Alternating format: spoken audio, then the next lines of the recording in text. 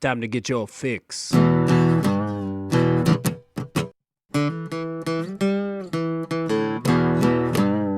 It's a horrible gaming podcast. It's not good, it's not great. Horrible gaming podcast. It's not even what you would call fair. It's really not that good.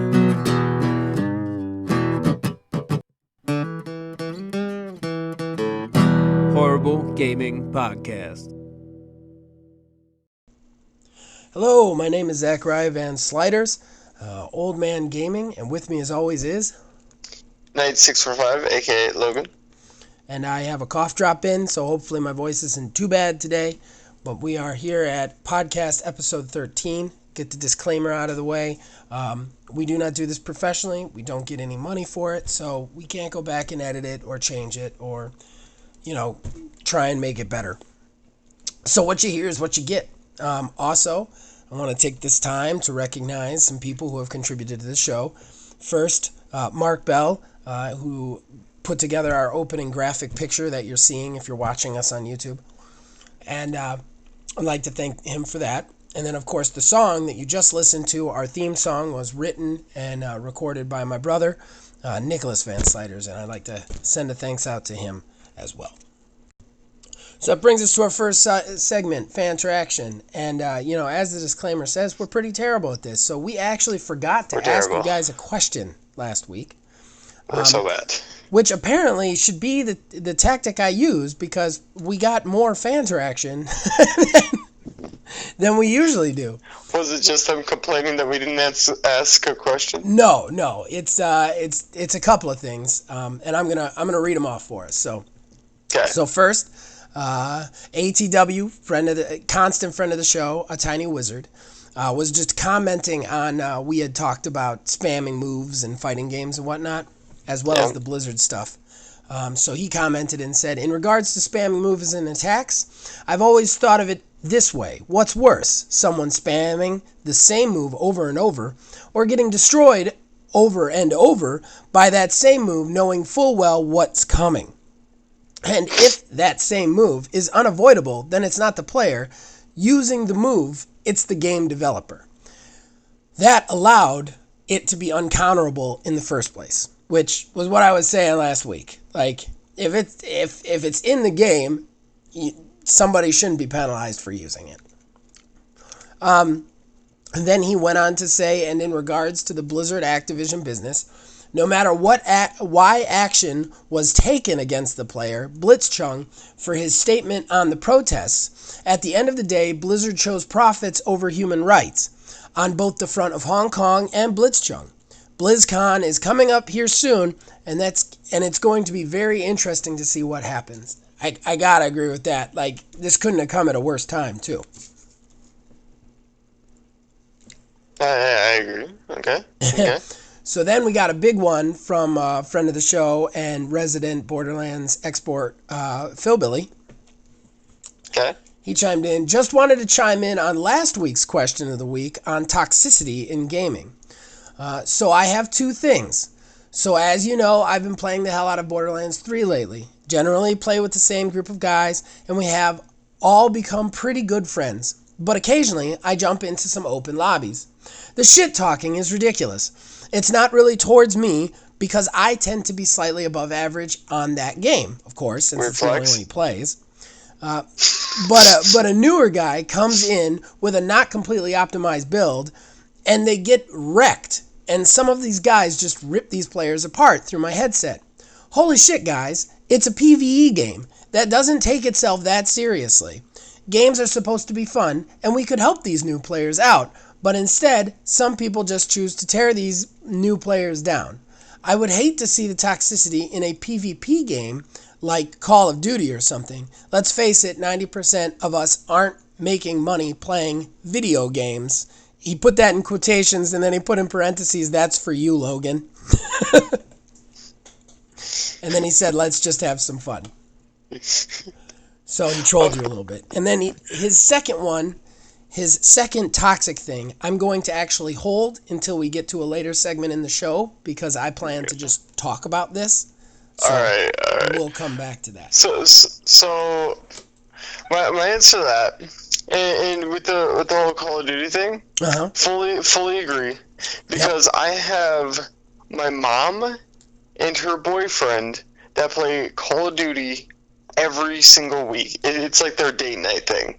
Really? That they play Call of Duty together, and they play the zombies every time. Oh, okay. And in my opinion, they're not very good at it, but they have a blast doing it.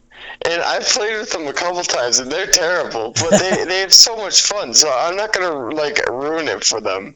Right. And so I definitely agree. Just let them have fun. Who cares? Don't take it that seriously. It's PvE. Exactly, especially in PvE. Like, you're not even fighting other people. Why would you take the time to break people down? Right. I mean, and speaking to what you said, Phil Billy, both of us play PvP games, and yeah, the toxicity is off the charts in most of them. Even when we play PvP, though, we don't really take it that seriously. We don't, and that's what's great. I tell you, if you want to play PvP and have fun, have somebody else who doesn't take it seriously, and then you're never going to get mad at somebody saying shit. It's just always funny. Right. So we got to actually ask a question this week. What do you want to ask them? Well, let's see. Wow, just put me on the spot like that. I see. Yeah. It's your turn. Right. Your turn, buddy. Okay. Can't do everything. Got to have the dry erase board myself and everything. Shit. Okay. So, how much pop have you consumed in one gaming run? Oh, man. That is so much fun. Okay. Yep. All right. How much pop have you consumed? I'm going to go ahead and go another further than that. I'm going to expound on that and say, if you just have a beverage you like to drink, what's your beverage, you know? And there you go. have you ever drank too much of that beverage while playing a game? I mean, give us your beverage, your gaming beverage stories. That's a good one. I hope somebody responds to that, because that's a fun one. Until somebody answers back vodka. Drink too much, it went south. I do want to just take a little bit at the end of this segment to talk about something that doesn't relate directly to the podcast, but just because this is kind of my my soapbox. Again, I just want to say to players out there who are watching my reviews and listening to them and whatever, I can't stress enough, and I feel like I do stress quite a bit in the reviews, but I can't stress enough, this is just my opinion. Please, don't take it so seriously. You remember that Vigor review I did a couple of months back? Yep. Some Like 2 months dude ago. went on and just like went crazy. He replied to everybody who had replied on that one. Like everybody. Holy And that one crap. was one of my more popular ones. And just argued with anybody who said anything negative about the game. And at first I thought it was just a troll, but he actually pointed out like actual things from the video. So like he did watch it, and he just got so upset he needed to start a fight with like 5 people who maybe... Like, he should have analyzed it. Which is weird, because I didn't even not like the game. I watched the review again, and I said it's very buggy, but I actually really enjoyed a ton of things about the game. If you recall correctly, I said that most Battle Royales have to use this to get more casual players in. This guy went crazy, like I was like slandering the game, and I'm like, look, dude, there's bugs in the game. I don't know what to tell you, but I appreciate the passion, and I felt I handled it pretty well in the comments. But again, if you like a game, play the game. It does not matter. Like, my review is just supposed to help you, but if you think I'm totally wrong, just play the game. Seriously. So, Zach, have you heard about Riot Games? Because I haven't. So why don't you tell me about it? I love how very obvious our setups are sometimes. Okay, so Riot Games had a 10th anniversary celebration. Anybody who doesn't know what I'm talking about when I say Riot Games, they are basically responsible for most esports. fighting game people are probably going to fight with me on that one. And while fighting games are definitely in the foundation of esports, I think if you're talking about esports that aren't fighting games, you're talking about League of Legends. Riot Games makes League of Legends. That's the biggest one. Yeah, it's huge. Now, League of Legends is a multi-user online battle arena which can only be played on PC currently.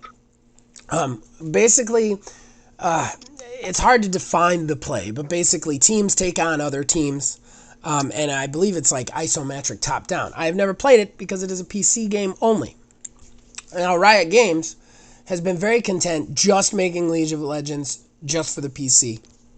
And they've kind of cemented that in esports, and I don't think you'll disagree with me on saying that, like, when you think esports, one of the first things you think of is League of Legends. Oh, no, fully agree. So their 10th anniversary celebration, however, they have announced a very ambitious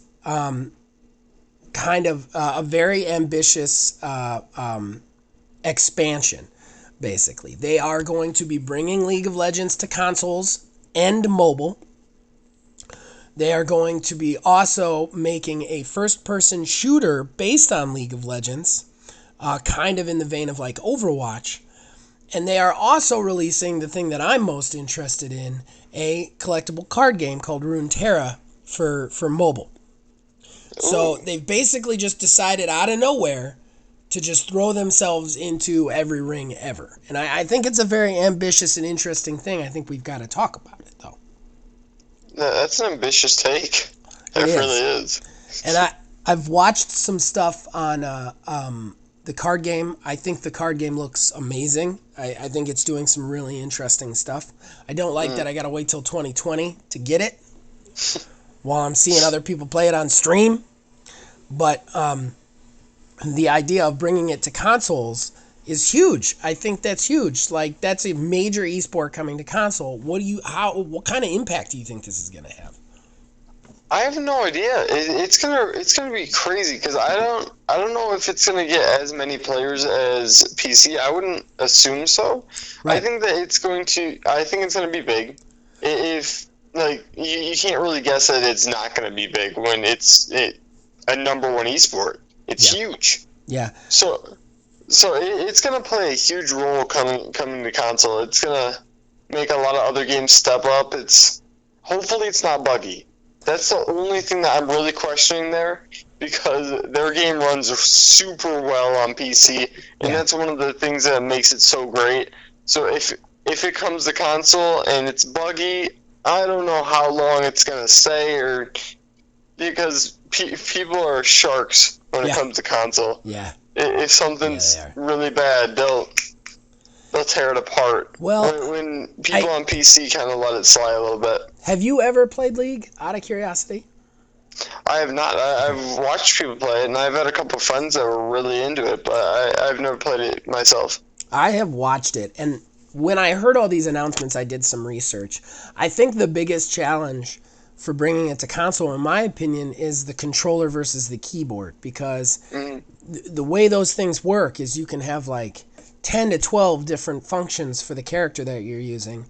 And that's real easy on a keyboard. It's not so easy on a controller, trying to figure out what does what, you know? Mm-hmm. And I think that might make me a little nervous for them. The other thing, I don't see MOBAs doing very good on console. Like, and I could be wrong on this one, but I don't see a ton of like console support for MOBAs. Like, I know you can get Smite on consoles and some other stuff, but I don't see it. Like, I still see like esports, like I still see them playing on PCs when they're playing in esports when it matters, you know? Mm-hmm. So I'm kind of intrigued by this move, because I think it's ambitious, but I think in a lot of ways, as excited as I am to play, to see what this game is about, because I'll be able to play it on console, to see what their first-person shooter is about, to see what their card game is about, that's a lot of games to just drop out of nowhere, and in a lot of genres which you haven't touched ever. True. It's true. You know, and I think that, I applaud them for doing something different in a world where it's very easy to just be stagnant and collect a paycheck. Call of Duty. Excuse me. Adam.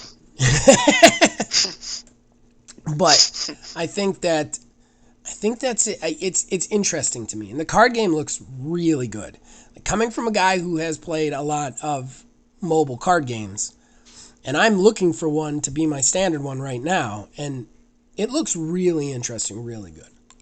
Well, I gotta say, the first-person shooter. Yeah. Give me that. Yeah. You can actually, dude, after we're done, you should check out some footage of it, because they actually released footage of it. They haven't given it a title, but it looks a lot like an Overwatch type thing. Because I know I'm going to get hate for this, but I don't want Call of Duty. If you listen to past podcasts, I don't want Call of Duty. Yeah. We added them multiple times. Yeah. I need something different, something crazy. I don't know what it is. Call of Duty needs to take a vacation. I want something different. It needs to stop. I mean, I know it keeps getting a ton of money, and I know Activision is a for-the-money company, but I think at some point you've got to realize that like, at some point that's going to start to dwindle, just like Assassin's Creed did, and you're going to have to switch your... Like, releasing a game every year just oversaturates the market. I definitely agree, and it doesn't help that every other game out there was like, let's be Call of Duty. Yeah. It's like, what? But still, I really appreciate the move. I think it's kind of crazy. I don't think I've ever seen a game developer go from just like making one game and that's their game to making like 6. You know? It's a ballsy move. I'm very ballsy. Mad respect. Okay, I want to just switch gears to something a little bit more negative. And this was not planned on the show, so Logan doesn't know what I'm about to talk about. But this released yesterday, and I think it needs to be publicly and loudly denounced. Fallout 76 released the Fallout First program. Have you heard of this, Logan? I have not heard of this. Okay, so here's what it is. Now remember, Fallout 76 is the garbage fire of a massive multiplayer Fallout game that they released late in 2018. It's terrible. The game has had nothing but controversy. The game itself was incredibly buggy and bad at release. And while I hear that they have been working on it, they also did a ton of other terrible stuff, such as send out pre-order bags that weren't right and other weird, crazy... they had a security breach. That game has been struggling, to say the least. And I would have to say that anybody still playing that game is probably the loyalist of loyal fans. I mean, we're easy to say that, right? Like, yep. The people who haven't walked away from that game are people who really want to play that game. And those people deserve something. So, Bethesda decided to charge them $100 a year for private servers. Yeah. Fallout First, basically that's the big thing. You pay $12.99 a month. Now, just so you guys know, just so that you have that comparison, $12.99 a month is greater than a Netflix subscription. It's greater than a Hulu subscription. It is greater than a Games Pass subscription. It's insane. $12.99 a month, and you get to have a private server, which is nice, but they've been asking about that since the beginning. For that private server, you get to bring 7 friends in who don't have to have the Fallout First program or whatever, and only those 7 people can access the server. In addition to just that, you get an outfit, some emotes, a monthly stipend of in-game premium currency, and then I think you get in-game like a table that gives you a lot of scrap for in-game. So the internet immediately has gone crazy about this, and I am with them. I think that something even more egregious has happened here. I think that Bethesda only had one game to release in the fall season, and that was Doom Eternal. Anybody who's watching the news has seen that Doom Eternal has been pushed back to February next year. So they don't have a release. So what should we do to make some money in the fall season? We should prey on the most loyalist of fans that we have by charging them more money in a crappy game that only them are playing to give them the thing that they've been asking for since the beginning, instead of rewarding them. In addition to all this, they pushed back the DLC that adds NPCs to Fallout 76 as well. So, I'm just upset about it. I feel like I have to mention it. I know a guy who is a diehard Fallout fan. He plays Fallout like it's going out of style, because it kind of is, but I mean, that's his game. And more power to him. It's not my game, but more power to him. Everybody should have their game. What I don't like is he is going to be preyed upon because of his loyalty. And that's ridiculous. That's absolutely ridiculous. And it's just one of the worst things I've heard of in gaming right now. Imagine stealing a concept from Minecraft and doing it worse. Yeah. On your already worst game. Well, and one article I read actually no. compared it to that Minecraft thing. And they were like, Minecraft did it, but Minecraft did it with a stable game with a large fan base, you know, that didn't need repair all the time. And they did it, I could be wrong, but I believe that it's like 20 players, not 7. Yeah, I think it's more. I think it's way more. But yeah. So it's... I think that's... I personally think they did this because they didn't want to take a loss. And they wanted to prey on the people that have sat there spending money on this, you know? It's such an L. It's such an L. I really feel like somebody said in the presence of Todd Howard, man, EA is the worst gaming company out there. And Todd Howard was like, hold my beer. Yep. Because what he has done to that company in the last year and a half, God, somebody should... Like, I thought the dude was a genius. With a lot of the games he's responsible for Skyrim. You know? The game that we tote on this show constantly. So great. And in the last year, like, he has just... Oh, man, he has just one hit after another with that company. Okay, I just wanted to make mention of that, and I wanted to denounce that. You had to mention that. You had to. Yeah. All right, so let's get back onto the positive a little bit. Outer Worlds comes out Friday. Woo! Super excited about this game, and I get more and more excited every time I see a video about it. I've been watching the videos.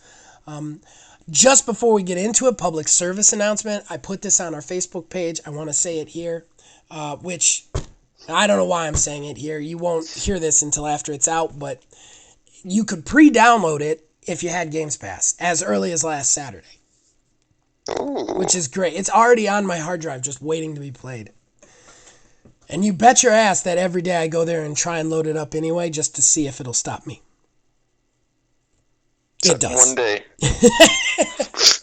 One day, Zach, it won't. So Outer Worlds, I am super excited for this game. I'm going to do everything in my power to get a review up for it on Monday, which is going to be difficult since I will only have the weekend to capture, record, and cut that. I'm really excited for this game. It is Obsidian. It's kind of like in this place between like almost like a Mass Effect and a Fallout game. It looks like... Honestly, they couldn't have released it at a better time, too, because there's no Fallout games other than 76, and we just talked about that. There's no big Bethesda releases like that, so this just couldn't come at a better time. I think it's going to get a lot of Fallout people going, and the character creation and the way this game is played, I'm so excited for it, Logan. I'm so excited for this game. I'm so excited. It looks good. It looks great. I love the idea that you can play it any way you want. And this is the kind of thing I'm talking about with State of Decay. Like, it's that here's our world, here's our sandbox, playing it. You know what I mean? Yeah. And, like, they've said that, like, the actual game itself is not that big. Like they've said 30 hours. Most of the reviews say it's more than that if you do all the side quests and stuff. But they straight up said, we want this to be more about, like, multiple playthroughs, and each time you play through, like, playing your character in a different way, it'll be a completely different game.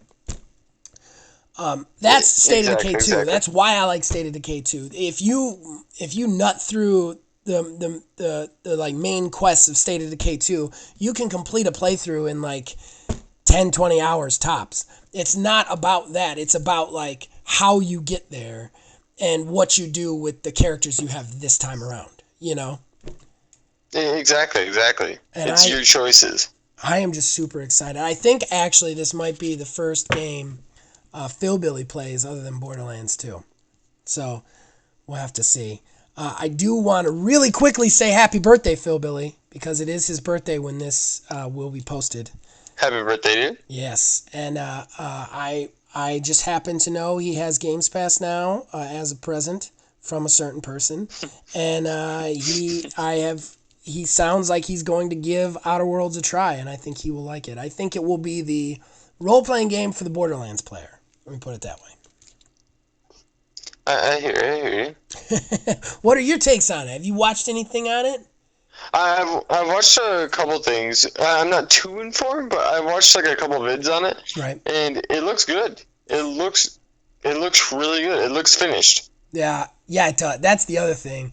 All the reviews that came out, I think came out yesterday. I watched like 3 or 4 of them, and not one of them gave it a bad review. And I think only one person found one glitch. And remember, they're not even playing the day one, because you know there's going to be a patch. Mm-hmm.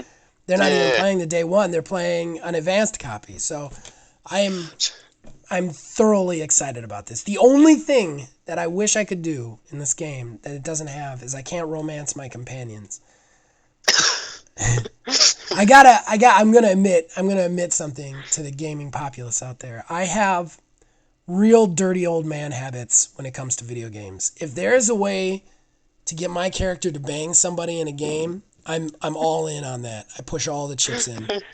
Like if it's marriage, fine. Like if there's romance in a game, I want in on it. And they actually said they wanted to put it in and just ran out of time, so they had to kind of cut it. So I understand that one. Like you got to cut some things. Yes, yeah. My Fable 2 character had like 13 STDs, I think, and 2 families. It was wonderful. Terrible, but wonderful. What a savage. He was. I was like, I'm just going all in with it on this time. But yeah. So I'm very excited for Outer Worlds. I think it's going to be a great game. Heck yeah.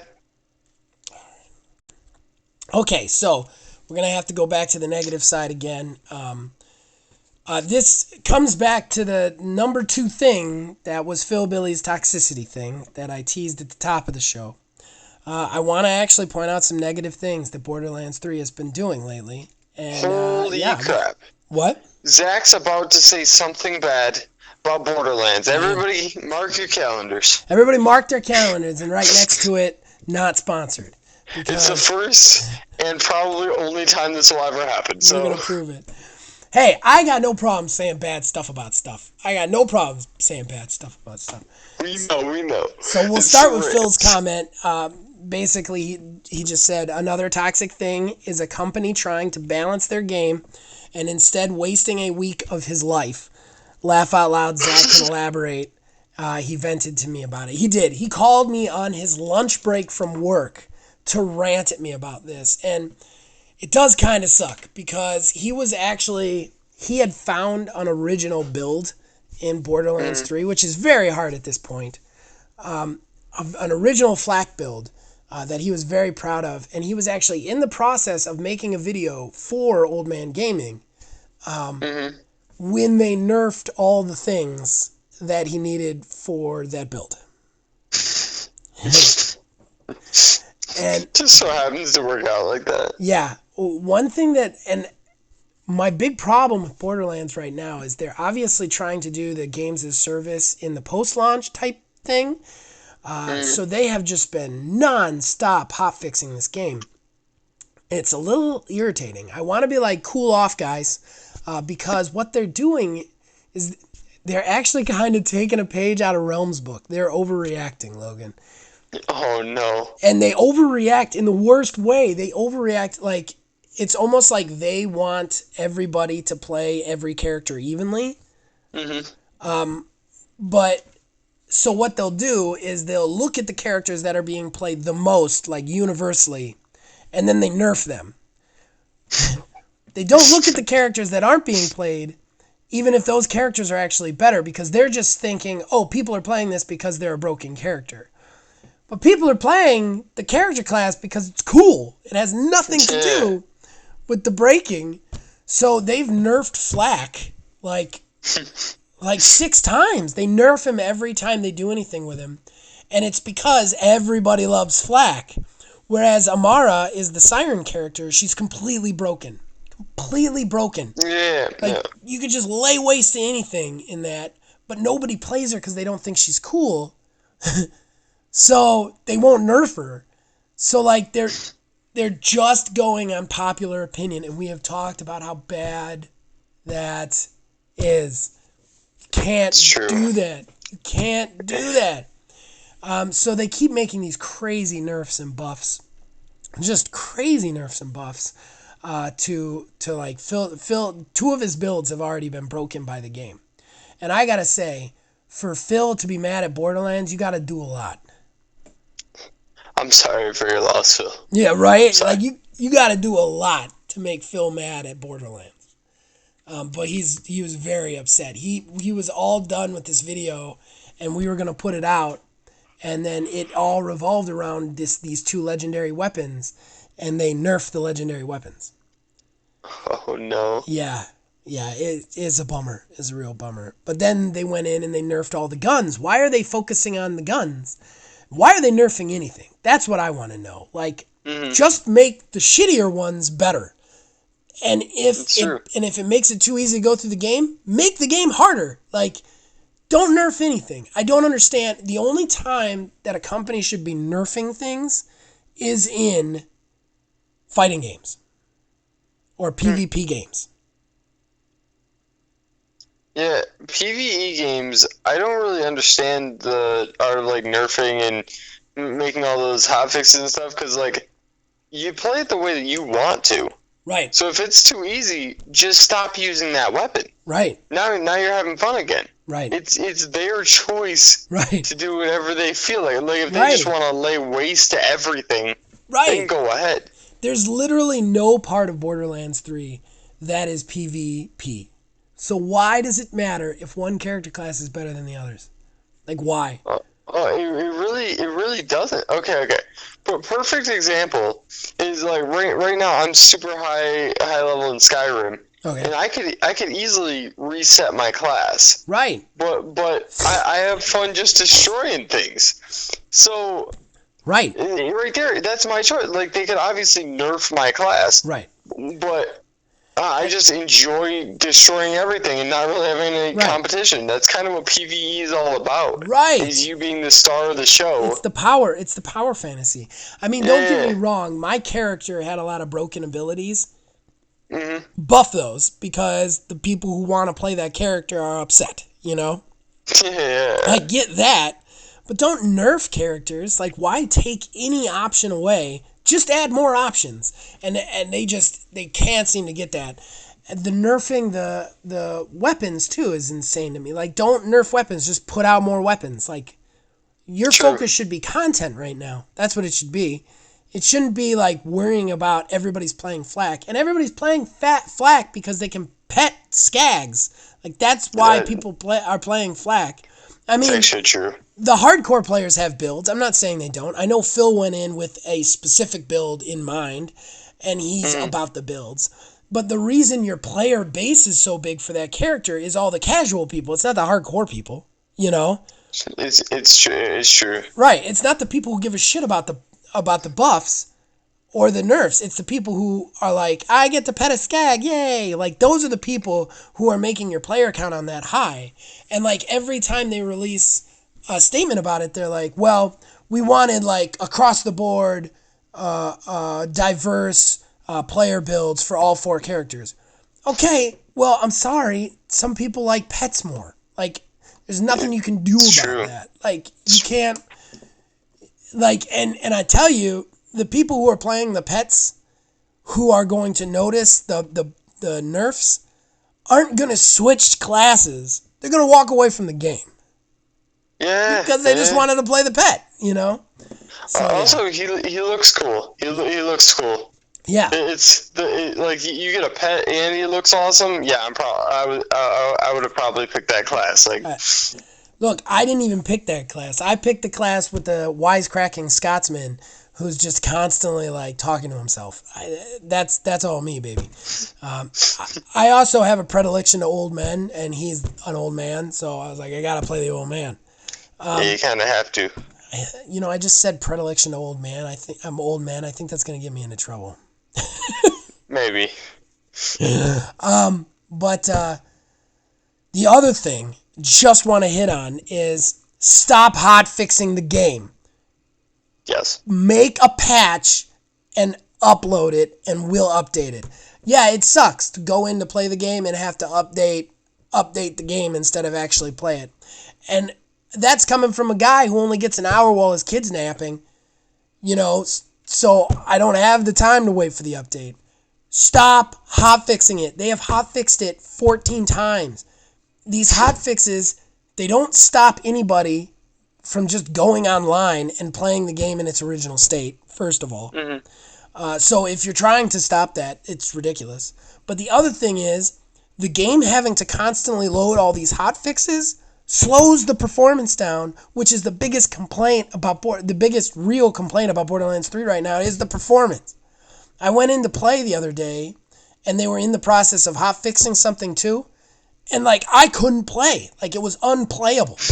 And my internet was fine. I checked my internet. Everything was good. And it was just so rubber bandy. I waited 20 minutes, went back in. It was fine. But they had just uploaded another hotfix. These hotfixes, you got to stop hotfixing. Just put the updates in a patch, let us download it, and move on with our lives. You know? Yeah. Like, I get hotfixes are for like a couple of things here and there. Or you do it for something you're going to patch later, but to just placeholder it, you know?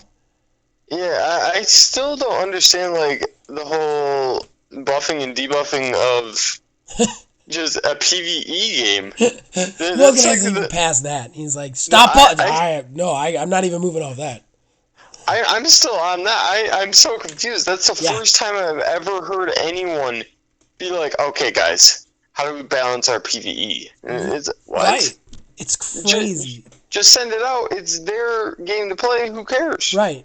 And if you're really worried and you want to attract players to other characters, make those other characters stronger. Don't make them weaker. Don't make the ones that are popular weaker. Maybe give them pets.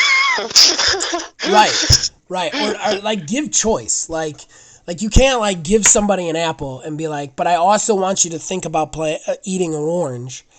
So I'm going to take the apple away and give you an orange. You know, you have to just put an apple and an orange on a table and let them pick between the two. Yep. But, okay. Well, I think that just about covers that. I think Phil will agree that I did justice to that rant. I believe so. Okay, so I just want to take some time to commend my co-host here on his handling of some toxic games. Now, something you should know about us is when it comes to toxicity, we tend to try and kill with kindness, I would say, would be the best way to say it. Yeah. So why don't you tell a story, man? So, a guy... Okay. I was playing 2K, which can be very toxic, and there was a guy that was unhappy with how I might have played. So he decided to let me know how unhappy he was. He texted me probably like 8 times, very, very mean slurs, and then he decided to invite me to a party 20 times. I thought, normal me, I would just be like, okay, like, whatever, like, this guy's upset, I'm just gonna ignore it. But he invites me 20 times, like, I just kept getting the invite. Right. And he was still in the game with me, and as he was in the game with me, he was throwing the game. like, it's a basketball game, so obviously if one of the players isn't playing, you're going to lose. Right. So he was attempting to throw this game to send me messages and invites. He was that upset. So at the end of the game, he texted me another one just going off on me, and I ended up texting him this. GG, bruh. I hope you have a great night. I'm gonna have to block you, though, because I can't handle 20 invites. No hard feelings. I hope this didn't upset you too much and that you continue to be great. I like to continue to be great. Right? Continue to be your best self, man. Which apparently is a giant douchebag, but still, you do you. Honestly. Like, hey, you continue to do you, man, and whatever. Well, I don't understand what guys get out of that rage. Like, you get that a lot in For Honor, too. I just don't get, like, what are you getting out of this, man? You're just maintaining whatever thing that made you upset in the first place. Oh, exactly. Like, And like, I've mentioned this, I felt like I had to screenshot this because I've mentioned this in previous podcasts that, like, I do this. If I get, like, really mad, I'll just, like, go off with kindness, and then I'm not really mad at them. I'm kind of like, this is kind of stupid. And, like, I can't really take it that serious anymore. Right. You can't. And so I had to screenshot it because I feel like people, like, didn't get what I was saying about that. But yeah, I don't really see the point in, like, joining people's parties and just going off and all that. It's just so toxic. Well, I mean, I get it sometimes when it's a kid, like they don't know better. But, like, I just don't get when these full-grown adults, like, I should say men. I have not once had a woman toxic on me. I don't know, maybe you have. I've never had a lady player, like, get toxic on me. I haven't really played with a lot of women. Not sexist. It just happens to be like that. I haven't seen a lot on either, but I've never had one, like, message me. There's just something about these grown-ass men playing that, like, triggers them, and they've just got to, like, text you and message you and shit. If I get any messages that are toxic, I immediately block that person, period. I'm done. Yeah. I'm too old for that shit. And I tell you what I do is I spam good stuff to people. If I get beaten, I text them like, you were really good. Yeah, exactly. That's how it should be. Right. There's no reason to treat it so serious, to get mad. And even if you're having like a bad game or whatever, like the most time that you wasted is maybe 40 minutes. Right. I know a lot of people that waste like 2 hours and they're still okay. Right. Yeah, exactly. Like, just move to the next game. I don't understand. And like, Zach will agree to, even when I'm playing with like a partner, and if my partner's not doing so hot or whatever, don't get upset about it. Like, dude, just relax. Right. And I always take it as like, you got to be good enough to carry both of you. Right. And if you lose, that's your fault, man. You're 50% of this team. Or 25 if you're playing squads or whatever. And so it's definitely one of those that's like, if you're not good enough to carry, that's your fault, man. Don't be too upset with everybody else. Don't be hating. Right. I'm totally with you. Everybody else is just trying to have a good time just like you. All right, so that brings us to our final segment. We are still in our horrible lists, and this week we are doing independent games. Now, just so you know, I mean non-AAA games. So if it's just a huge release, it should be discounted, okay? And as usual, we kind of do these as a little bit more of a review, as a little bit more of a recommendation sort of thing. So we like to pick games from the current generation or a playable generation at the very least. So, sure. So Logan, take it away. Your top 3 independent games. Number 3, we got Rocket League. Nice. Rocket League is a super fun game. I'm terrible at it. I'm so bad. But like with the few times that I've gotten to play it, I really do enjoy it. It is so much fun. Like, if you enjoy FIFA and you enjoy the movie Cars, well, we got good news for you. It is just a lot of fun. Yeah. To be honest, it's just soccer with cars. It's soccer with cars. It is a lot of fun. I've played it too. It is a lot of fun, and I am also terrible at it. Then coming in at number 2, gotta do it for Halloween special, Outlast. No. I like scary games. I don't like scary movies at all. Okay, I get scared very easily, but scary games with friends, it's so much fun to me. And Outlast Outlast got me jumping so many times. I think I said the F word at least 50 times in the first mission. That's at awesome. least. I have not played or reviewed any horror games. I hate horror in all forms. So if you want something scary, just go play that. I don't think I want something scary. I think that's the problem. I don't want it at all. At number 1, you gotta do Minecraft. It's an OG indie game. It's fantastic.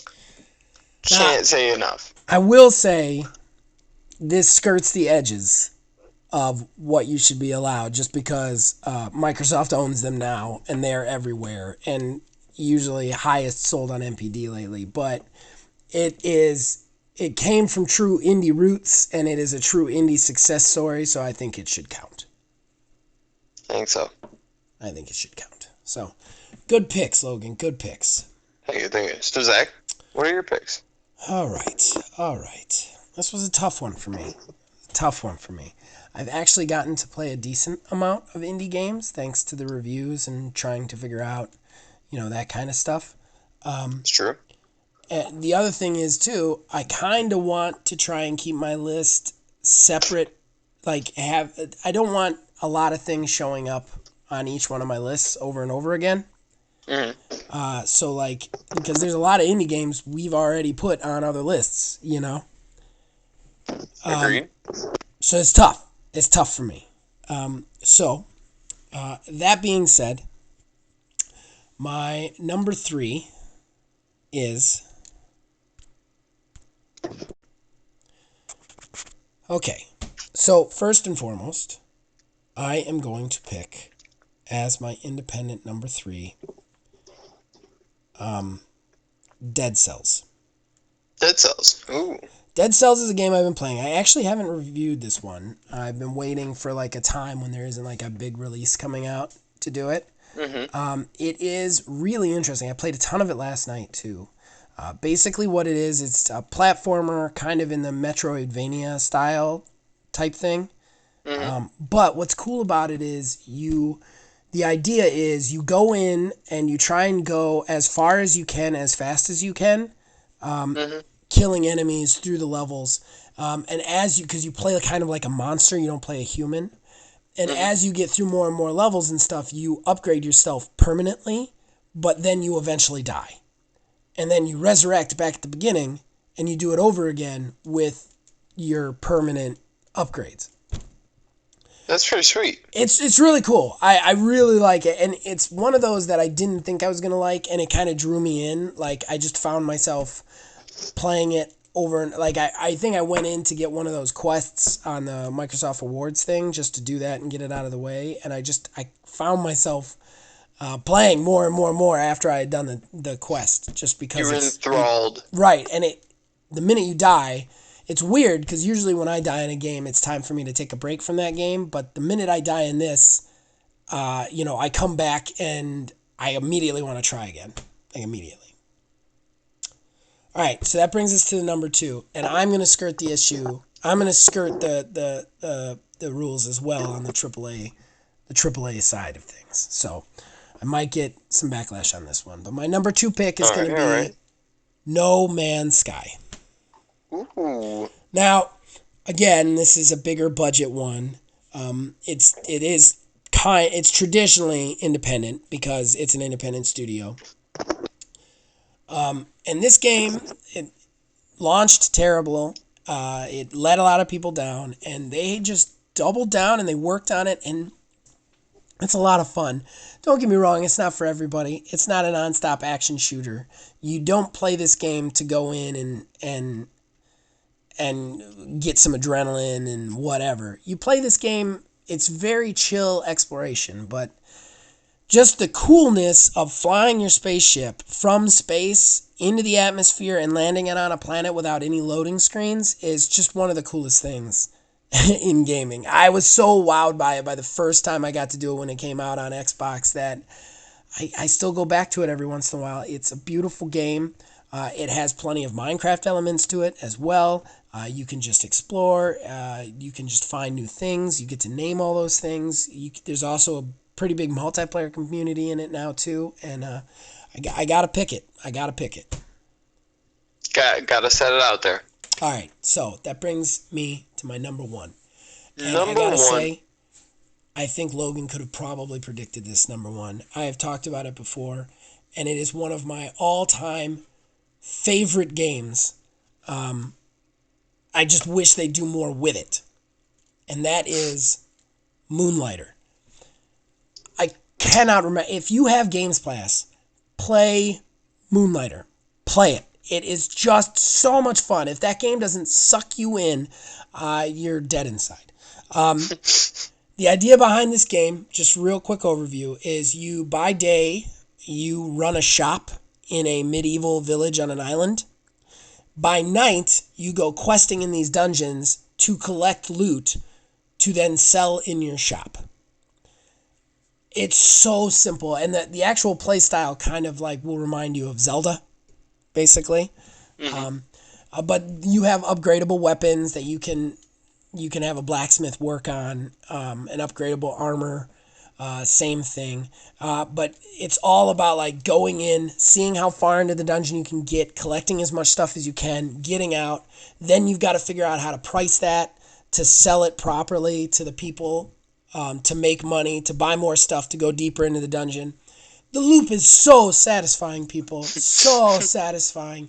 The only problem with this game, the only con with this game, is that when you go in and when you get done, you're going to be like, there isn't enough. I want more. I want to be able to play this with my friends. I want to be able to like set prices with them. I want to be able to go in with them. I want to keep doing this loop over and over again. And when you finish it, you're like, there's not much left to do, but I want that.